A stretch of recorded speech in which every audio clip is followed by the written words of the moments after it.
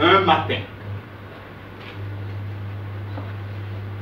sur un petit chemin de la savane, une petite chèvre s'en allait rendre visite à sa belle famille qui habite là-bas, de l'autre côté de la rivière.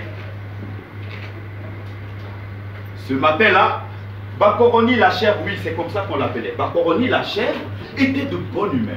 Elle profitait de la fraîcheur matinale, du calme de la savane à cette heure de la journée pour voyager tranquillement en toute sérénité. Ce jour-là, Bakoroni la chèvre portait sur elle une petite sacoche. Et dans sa sacoche, il y avait du sel. C'était une denrée très rare à cette époque-là. Et Bakoroni la chèvre s'en allait offrir ce sel-là dans sa belle famille.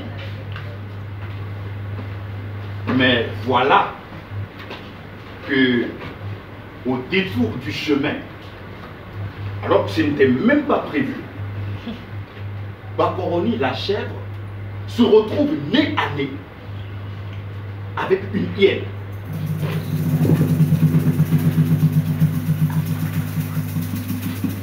Elle voit la hyène. La hyène la voit. Elle sait que la hyène l'a vue. Elle prend peur et elle s'arrête. Elle regarde la hyène. Attention, ce n'était pas n'importe quelle hyène. Hein. Ce n'est pas les hyènes qu'on trouve. Non, c'était Surukuba. La vilaine bête n'avait rien mangé depuis 3 jours. Voilà, et ça fait 3 jours et 3 nuits que la vilaine bête était justement en train de se dire, mais ça fait, je n'ai rien mangé, je ne me suis rien trouvé pour me mettre sous la dent. Et elle avait terriblement faim. Et justement, elle était en train de se demander ce qu'elle allait pouvoir manger. Et quand elle voit la chèvre devant elle, elle dit, elle se lèche les babines, elle sourit. Pour toute réponse, Bakoroni la chèvre recule. Surukuba avance. Bakoroni recule. Surukuba avance. Bakoroni recule. Surukuba avance. Mais Bakoroni a compris une chose, ce manège ne peut pas continuer. Parce que Bakoroni avait remarqué quelque chose, c'est que Surukuba avançait plus vite que elle ne reculait. Alors, Bakoroni a pivoté, et puis elle est partie en courant. Vite, vite! Course-poursuite à travers la savane. Dans un nuage de poussière. Quand Bakoroni va à droite, Surukuba fait de même. Bakoroni va à gauche, Surukuba aussi. Bakoroni à droite, Surukuba de même. Bakoroni à gauche, Surukuba aussi. Dans un nuage de poussière. Surukuba était décidé à ne pas laisser partir la nourriture, quoi. Oh! Dans la même savane vivait un lion. On l'appelait Waraba. Comment on l'appelait? Waraba. Waraba. On l'appelait Waraba. La rumeur dit que Waraba est malade depuis 3 jours. La même rumeur dit que depuis 3 jours, Waraba se repose sous un tamarinier. J'ai dit tamarinier, n'est-ce pas? J'ai dit tamarinier, non? Justement, le tamarinier en question se trouve sur le même chemin que qui? Ah! Les deux là ne savaient pas. Course-poursuite. Bakoroni à gauche, Surukuba fait de même. Bakoroni à droite, Surukuba aussi. Mais Bakoroni, en courant, elle regarde aussi derrière pour garder en contact visuel avec Surukuba, pour ne pas se laisser surprendre. Sauf que, sans faire attention, Bakoroni, tout à coup, va courir le lion. Et Bakoroni tombe les fesses dans la poussière, devant le lion. Mais derrière, Surukuba qui venait à toute vitesse ne savait pas que Bakoroni allait s'arrêter brusquement. Alors, Surukuba vient cogner Bakoroni et les deux vont cogner le lion. Et voilà les deux les fesses dans la poussière, en face du roi. Le lion les regarde. Le lion réfléchit un instant en se demandant, est-ce que ce matin j'avais une audience? Rapidement, le lion a consulté ses notes. C'était pas prévu. Alors le lion regarde Sulukuba et Bakoroni et puis le lion leur dit eh bien, jeunes gens, puisque vous avez déjà pris place, est-ce que je peux connaître l'objet de votre visite? Sulukuba, qui est toujours la première à vouloir parler, commence à balbutier quelque chose. Majesté, c'est-à-dire que, voilà, c'est-à-dire que, silence, si tu n'as rien à dire, tais-toi. Bakoroni a eu le temps de réfléchir, elle. Elle regarde le lion et dit, hey, Majesté, vraiment, pardon, pardon. Voilà 3 jours que j'ai appris que tu es malade. Ça m'a fait de la peine. Depuis 3 jours, je suis en train de chercher un médicament pour venir te donner. Comme ça, tu vas guérir. Parce que quand le roi est malade, nous aussi, on est un peu malade. Hein? Majesté, 3 jours.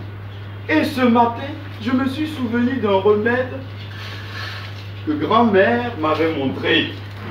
J'étais en chemin pour te l'apporter quand j'ai rencontré Sulukuba. Et Sulukuba, gentiment, s'est proposé de m'accompagner. N'est-ce pas, Sulukuba? À ce moment précis, Sulukuba ne sait pas du tout où Bakoroni veut en venir. Mais pour le moment, l'explication l'arrange. Alors Sulukuba dit, oui, oui, bien sûr. Oui, oui, oui, oui. Effectivement, j'étais assise et j'ai vu Bakoroni passer avec son médicament. Je me suis dit, oh là là, cette savane est dangereuse. Je vais assurer sa sécurité. Quand le compteur dit Borobosi, vous répondez Borobosa. Le compteur ne l'a pas encore dit. Borobosi, Borobosa. Alors le lion entend tout cela et le lion est content. Le lion dit d'accord, ben c'est compris. Donc vous m'avez apporté un médicament. Moi, je veux voir ce médicament. Bakoroni, la chèvre, ouvre son sac et sort quoi? Le sel. Le sel, c'est bien, vous suivez. Bakoroni sort le sel et au moment de remettre le sel au lion, Bakoroni dit, Majesté, il faut quand même que je te dise quelque chose. Lorsque grand-mère m'a parlé de ce remède-là, grand-mère avait précisé pour qu'il soit efficace, il fallait y associer un autre ingrédient. Cet ingrédient-là, je l'ai cherché partout. Je suis allé au marché de Bogoni, je suis allé jusqu'à Djamé, je ne l'ai pas trouvé.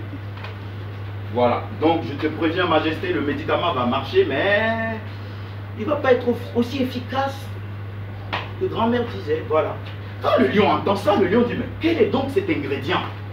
Qu'est-ce qui manque à ce médicament? Le lion demande parce que peut-être qu'il l'a en cuisine, peut-être que les voisins l'ont, je ne sais pas. Majesté, grand-mère disait que pour que le médicament soit efficace, il fallait y associer de tranches fines de viande de hyène. Quand la hyène entend ça, la hyène saute. Hé, mon ami, je n'aime pas ça. Bakoroni se défend. Bakoroni dit, j'ai dit hyène, mais je n'ai pas dit Sulukuba. Il y a plein d'hyènes dans la savane. Hein? Je n'ai pas dit ton nom. Toi, tu es mon ami, n'est-ce pas? Quand le lion entend ça, le lion dit, mais attendez, mais voyons les amis, puisque Sulukuba est là, pourquoi on va perdre le temps à aller chercher une autre hyène? Est-ce que grand-mère a précisé qu'il fallait une hyène particulière? Non! Sulukuba est là! Et tout en parlant, le lion sort son couteau, attrape la patte de devant de Sulukuba et lui coupe un morceau de chair, donne à Bakoroni la chèvre. Bakoroni se poudre de sel et remet au lion et le lion se régale. Le lion dit, hey, ta grand-mère avait raison. Ah, c'est donc ça les fameuses recettes de grand-mère. Ah, qu'est-ce que c'est bon. Je me sens déjà mieux. Mais dis-moi, Bakoroni, tu ne crois pas que je devrais doubler la dose? Parce que là, j'ai vraiment envie d'aller faire un peu de sport demain matin. Tu ne crois pas que je devrais doubler la dose? Et Bakoroni saute sur l'occasion et Bakoroni dit, oui, Majesté, profite. profitons de l'occasion. Justement, je m'apprêtais à te faire la proposition. Et puisque Surukuba est là, demandons-le gentiment. Et sans attendre la réponse de Surukuba, le lion, pour la deuxième fois, sort son couteau, attrape sa patte et... Exactement, ça faisait ce bruit. Tu étais là-bas. Le lion prend le morceau, donne le morceau à Bakoroni. Bakoroni saupoudre de sel, remet au lion, le lion se régale. Le lion dit oh, j'aime beaucoup ta grand-mère. Vraiment, ce médicament est bon. Mais dis-moi, Bakoroni, tu sais, chaque année, à la même période, je souffre de ce mal. Tu ne crois pas que je devrais faire des provisions pour l'année prochaine? Comme ça, au cas où, hein, on ne sait jamais, tu vois, comme une boîte à pharmacie, quoi, tu vois. Comme ça, j'ai déjà le médicament. Dès que je sens les débuts, les symptômes, je l'avale. Hein? Puis, comme Surukuba est là, on ne va pas attendre l'année prochaine et puis commencer à chercher une autre hyène. Non. Bakoroni soutient le lion. Oui, majesté, je sais pourquoi. Tu es notre roi, tu es trop intelligent. Je m'apprêtais à te proposer la même chose. Et le lion, pour la troisième fois, sort son couteau, attrape la patte de Surukuba, mais cette fois, Surukuba voulait se défendre. Parce que Surukuba sait que si ça continue là, elle va y laisser sa patte. Alors au moment où le lion voulait couper pour la troisième fois, Surukuba donne un grand coup de pied de patte sur la tête du lion et le lion tombe. Surukuba profite de ce moment et Surukuba part en courant. Et elle a que deux pattes, comment elle